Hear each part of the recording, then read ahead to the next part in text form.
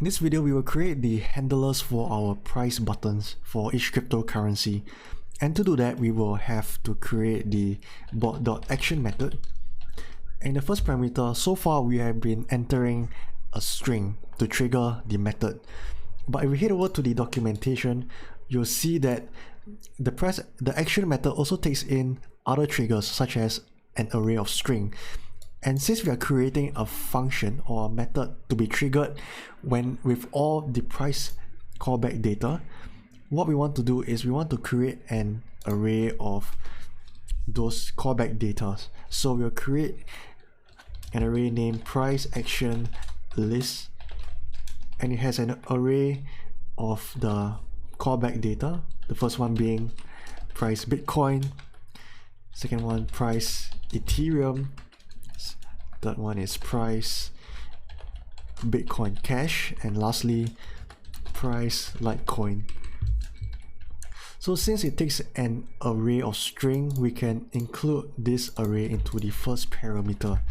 And in the second parameter, it is our standard callback function for the context. And now when we console log out the context object and save the file, make sure that it has restarted.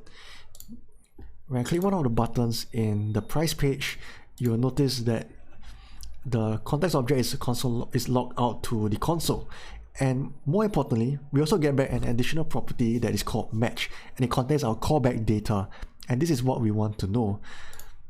So when I type match after the context, save the file, press one of the buttons again, we get back just the callback data here. Now let's look at our crypto compare API. If you head over to the API tab and the documentation tab, you see that there is a list of APIs that we can use, but what we are more concerned with is the multiple symbols full data, because this will return us the full data of a specific cryptocurrency. And this is what we want to call. We want to call this API, and if you see, there is a parameter that we can use to include our specific symbol, cryptocurrency symbol, and it is the FSYMS parameter, where we include our cryptocurrency symbol. So I'm going to copy this API and we'll paste it below as a comment for now. We will also want to extract the symbol from the callback data, which is, in this case, we want to get back Bitcoin, Ethereum, Bitcoin Cash, and Litecoin. So we will create a variable for that. We will let the variable be named symbol, and we want to extract the information out. So we will do context match dot split. We'll split it by dashes. So this will become an array. The first item in the array being price, second item being the symbol that we want to get. So to get the second item, we use the index 1. So now when we console log out symbol, what we get back is just the symbol of the cryptocurrency.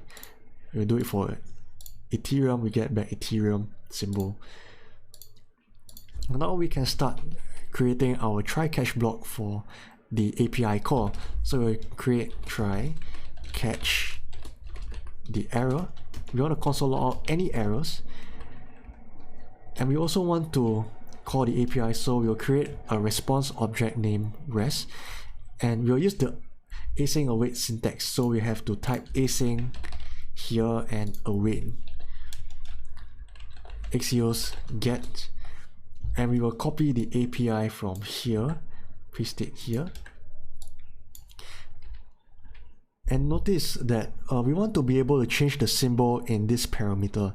So let's use the callback string literal, which is a better way for us to put in the variables. And in here we will type the symbol. And just another thing, we also want to include the API key parameter. So we'll copy this part and paste it in our API call. And in one of the previous videos, we also pasted our API key. So we want to copy this API key variable and paste it here. So our data will return us the information in USD, which is what we want. And finally, let's console log out the response data object to see what we get back.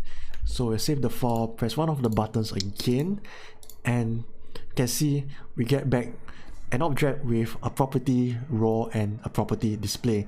Now we head back over to the API page.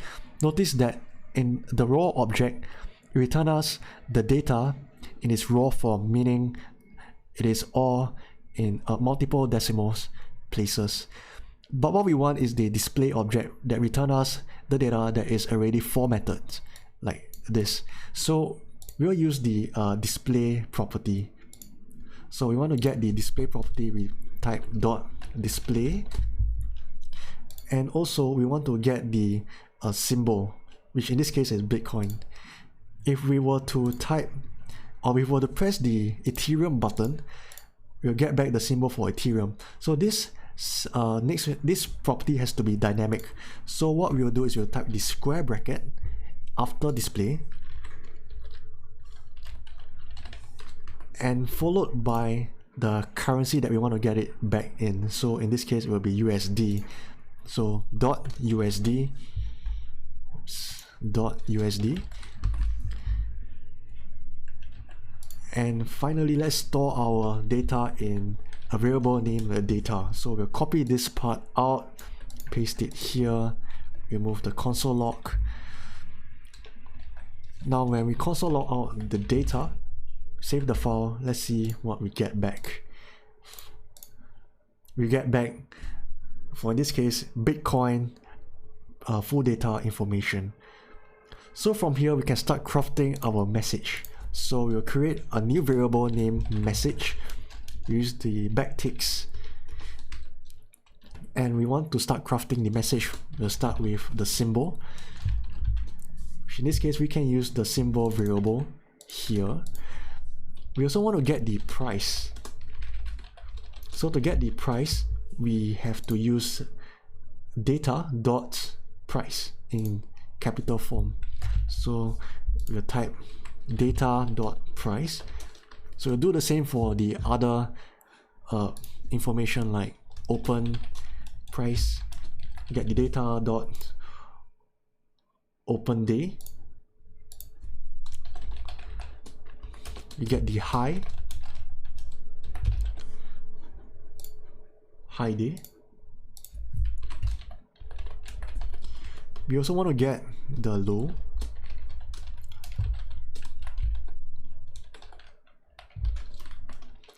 Supply. So supply would be supply in all caps.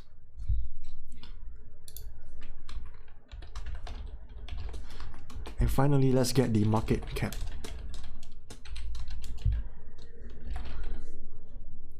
Market cap will be market cap here.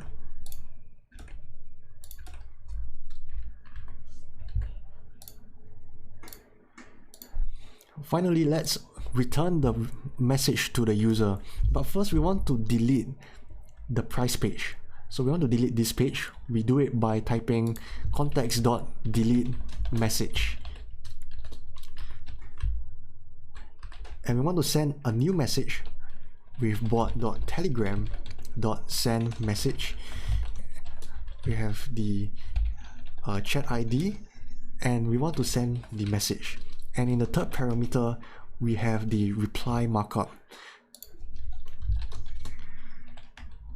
And it takes in an object of inline keyboard.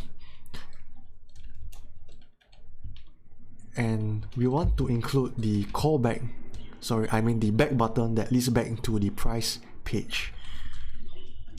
So we have the back to price page button. And we have a callback data of price. So the reason why we have a callback data of price is so that this will send a callback query to this action method here. So this entire method will be called and it will send the user the price page again, and then it will delete the information page with ctx.delete message method. So we will save the bot, make sure that it has restarted, and now when we click on one of the buttons here, for example Bitcoin, it shows us the Bitcoin information.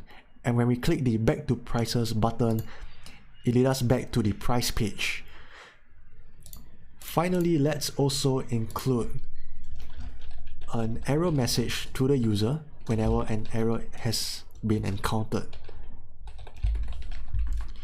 So we will save the bot, and there you go, it works fine.